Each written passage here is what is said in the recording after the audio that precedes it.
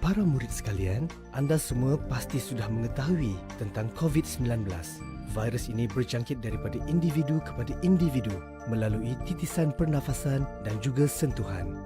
Antara gejala penyakit ini adalah demam, batuk, selsema dan sukar bernafas. Bagaimanapun, tanpa gejala-gejala ini, anda mungkin boleh menjadi pembawa kepada virus ini tanpa anda sedari. Demi memutuskan rantaian jangkitan virus ini, langkah-langkah pencegahan seperti berikut mesti dipatuhi. 1. Kerap mencuci tangan menggunakan air dan sabun atau pensanitasi tangan. 2. Pakai pelitup muka kepada yang bergejala dan berimuniti badan rendah. 3. Amalkan penjarakan sosial 1 meter antara individu. Dan 4. Kekal berada di rumah sekiranya tiada keperluan untuk keluar.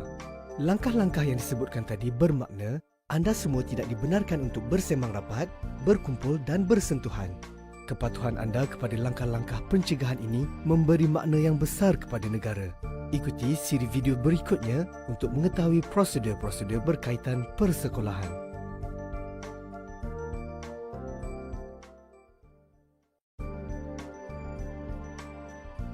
Tahukah anda apa yang perlu dilakukan sebelum ke sekolah?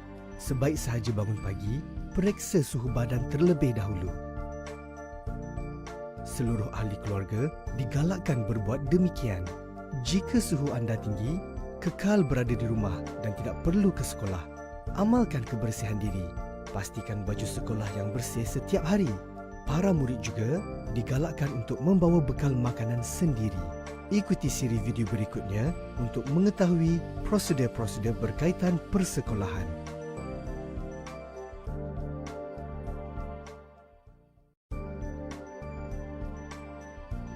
Murid-murid sekalian, penjarakan sosial 1 meter perlu sentiasa diamalkan di sepanjang perjalanan ke sekolah. Bagi yang berjalan kaki, pastikan jarak anda ketika berjalan. Bagi murid-murid yang menaiki kenderaan awam seperti bas atau van sekolah, hendaklah sentiasa mematuhi garis panduan yang telah dikeluarkan oleh sektor pengangkutan awam darat. Setibanya di sekolah, anda hendaklah beratur untuk diambil suhu badan. Jika suhu badan melebihi 37.5 darjah Celsius, anda akan dibawa ke bilik isolasi dan tidak akan dibenarkan untuk masuk ke kelas. Ibu bapa atau penjaga akan diberitahu supaya mengambil anda pulang untuk dikuarantin.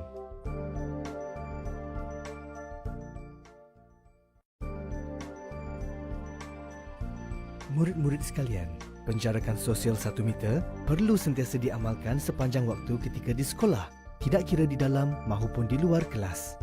Di tandas, elakkan daripada bersesak. Pastikan tangan dibasuh menggunakan sabun.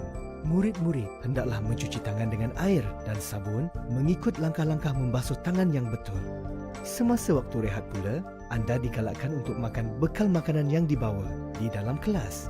Jika anda tidak membawa bekal makanan, anda boleh beli makanan berbungkus di kantin dan bawanya ke kelas untuk dimakan.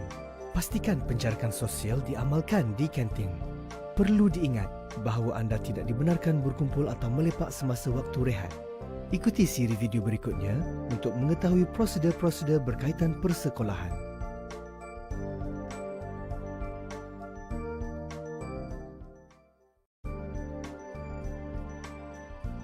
Ketika berada di sekolah, anda dilarang berkumpul dengan kawan-kawan dalam kedudukan rapat atau bersentuhan. Tiada perhimpunan akan dijalankan buat sementara waktu. Segala aktiviti sukan juga ditangguhkan.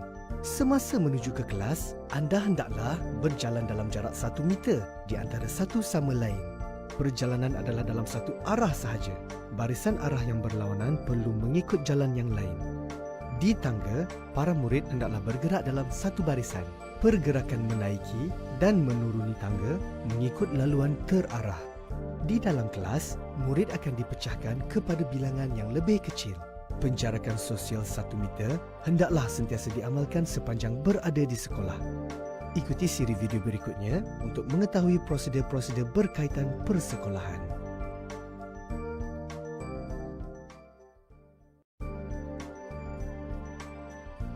Untuk murid asrama, hanya murid yang sihat sahaja dibenarkan untuk pulang ke asrama. Urusan pengangkutan akan diuruskan oleh pentadbir sekolah. Pihak sekolah akan menjalankan saringan kesihatan dengan memeriksa suhu badan. Murid yang bergejala dan mempunyai suhu badan melebihi 37.5 darjah Celsius akan diletakkan di bilik isolasi sementara menunggu mereka dibawa pulang oleh ibu bapa atau penjaga. Di setiap bilik asrama, bilangan murid akan dikurangkan dengan penjarakan 1 meter antara katil dan untuk katil 2 tingkat.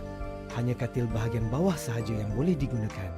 Anda diingatkan untuk sentiasa melakukan penjarakan sosial pada setiap masa ketika di bilik mandi, bilik cuci, bilik gosok, pantry serta di kelas persediaan. Pemantauan secara berkala akan dilakukan oleh para guru.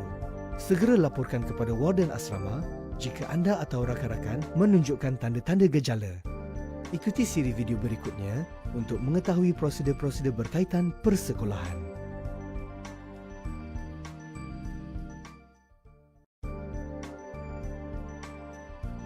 Ketika pulang dari sekolah, murid-murid hendaklah berada dalam keadaan teratur untuk keluar dari kelas dan kawasan sekolah.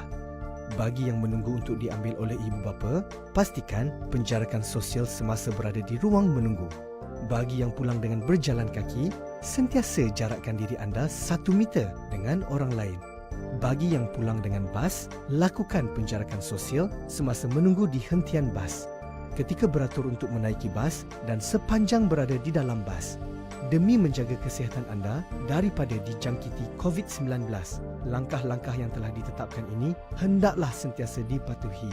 Kepatuhan dan kerjasama anda memberi makna yang amat besar untuk negara. Ikuti siri video berikutnya untuk mengetahui prosedur-prosedur berkaitan persekolahan.